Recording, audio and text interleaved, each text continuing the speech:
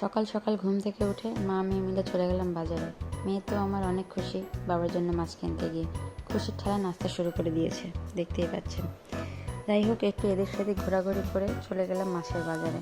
যেহেতু আমি মাছ তেমন চিনি না, তাই একটা বড় দেখেই মাছ কিনে আনলাম, বরকে রাঁধে খাওয়াবো বলে কথা। মাছ তো কেনা হলো, মুশকিলের বিষয় হলো কাটাকাটি নিয়ে। আমাকে দেখতে যতটা অলস মনে হয়, আমি বাস্তবে তার থেকেও বেশি অলস। বর থেকে ননটা অনেক ভালো বলেই সংসারটা টিকে আছে, তা না হলে। যাই হোক, থাক সে কথা। ভিডিওতে দেখতে পাওয়া এই সহৃদয়বান ব্যক্তি আজকের মতো উদ্ধার করে দিল, সুন্দর করে কাটাকাটি পরিষ্কার সেই করে দিল। আমি শুধু বসে বসে দেখলাম, সবসময় যা করি আর কি। পেঁয়াজ কাটাকাটি আর বাটাবাটিটাও সে করে দিল।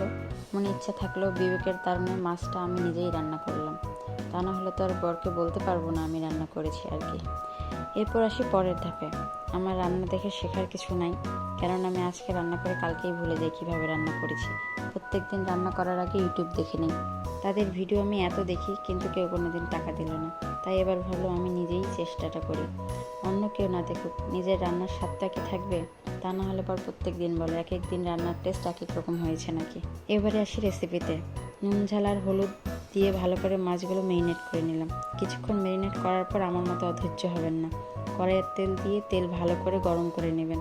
তেল ঠিক মতো গরম না হলে মাছ কড়াইয়ে লেগে যাবে আর কি। এবারে একে একে সব মাছগুলো ভেজে নিলাম।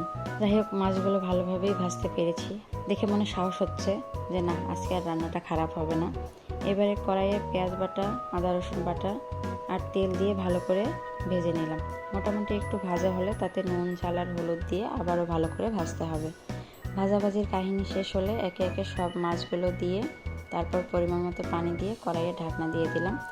সাথে একটু গ্যাসের ফ্লেমটা হাই করে দিলাম। মাঝে মাঝে এবার চেক করে নিতে হবে রান্না কতদূর। মাছ বেশি নাড়ানাড়ি না করাই ভালো, ঝোল কমে আসলেই ব্যাস রান্না শেষ, ঝামেলা খতম। এবারে আপনাদের আমার অলসতার আরেকটা ছোট্ট একটা উদাহরণ বলি, যে ভিডিওটা আজকে আপনারা দেখতে পাচ্ছেন। এই ভিডিওটা আমি মাত্র বছরখানেক আগে রেকর্ড করে রেখেছি আর কি। যাই হোক, শেষমেশ রান্না তো আর খারাপ হয়েছে বলা যায় না। বর বললো অনেক ভালোই হয়েছে নাকি। ভালো থাকবেন।